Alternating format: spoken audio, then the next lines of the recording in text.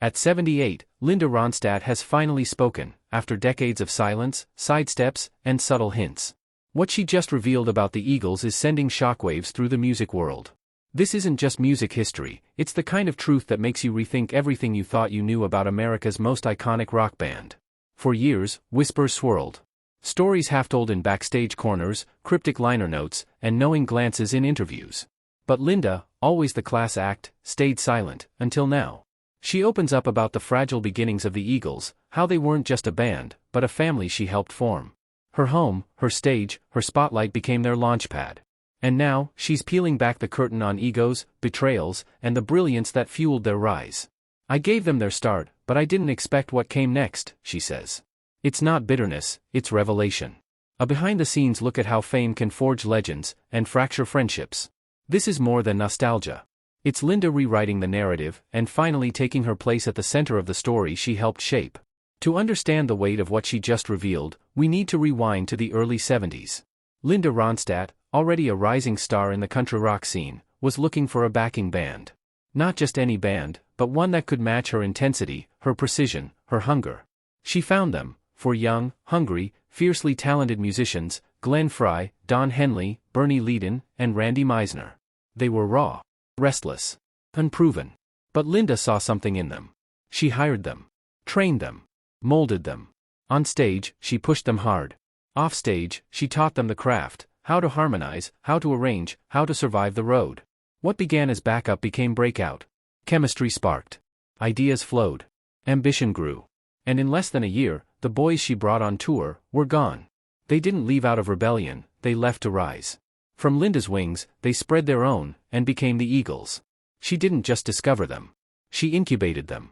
The world would call them legends. But before that, they were Linda's band. They didn't just leave. They launched. The Eagles' debut album soared up the charts. Take It Easy became a national anthem, and suddenly, the opening act was headlining stadiums. And Linda? She was proud. Supportive. She cheered them on from the wings. But something was brewing beneath the surface. A quiet ache. A silence she kept for decades. Something she never said aloud, until now. I was happy for them, but let's just say it didn't all feel fair. She gave them their start. Brought them into her band. Shaped their early sound. But as the spotlight turned toward them, few looked back. I watched them rise, and I was proud. But I also felt like I vanished from their story. It wasn't bitterness. It was truth. The kind that only surfaces with time and courage. Because behind every legendary band, there's someone who lit the fuse. And quietly stepped away from the fire. So, what was this truth she's carried for nearly 50 years? In a candid conversation at a recent tribute event, Linda finally put it plainly. I gave them their start.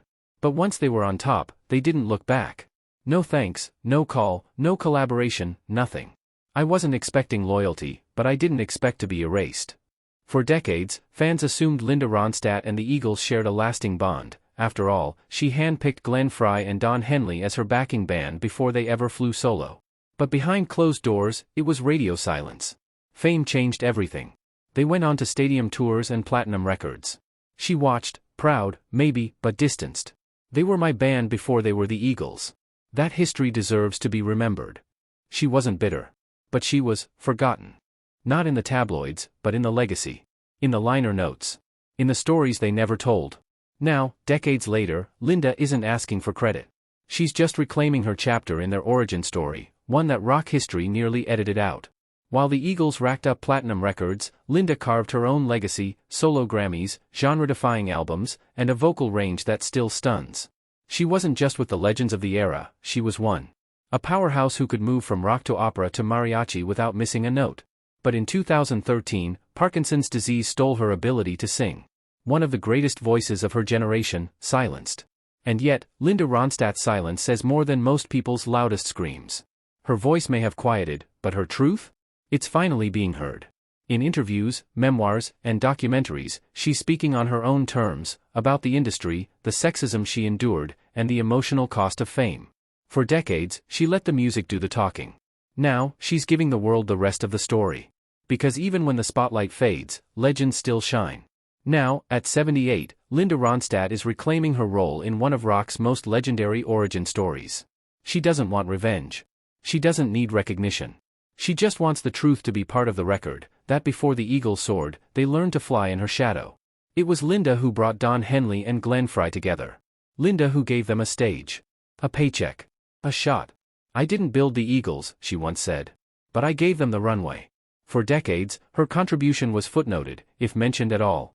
But now, in documentaries, interviews, and retrospectives, the tide is turning. She's not bitter. Just honest. Time has weathered her voice, but sharpened her clarity. "I have no regrets," she says. "But I do think history should be told right. For them. For me. For all the women who came second in stories they helped write. And maybe, just maybe, a little gratitude from the band that took flight on her wings wouldn't be too much to ask." What do you think? Was Linda Ronstadt unfairly sidelined in Eagles history? Or was it just the nature of the business, a spotlight only big enough for a few? Drop your thoughts in the comments, we read every one. Like if you love Linda, not just for her voice, but for her vision. And don't forget to subscribe for more behind-the-curtain truths from rock's golden age, the stories they don't always tell. Because sometimes, the voices in the background were the ones lifting the whole thing up. Sometimes, the ones who help you fly are the ones we forget to thank. But not today. Today, we remember.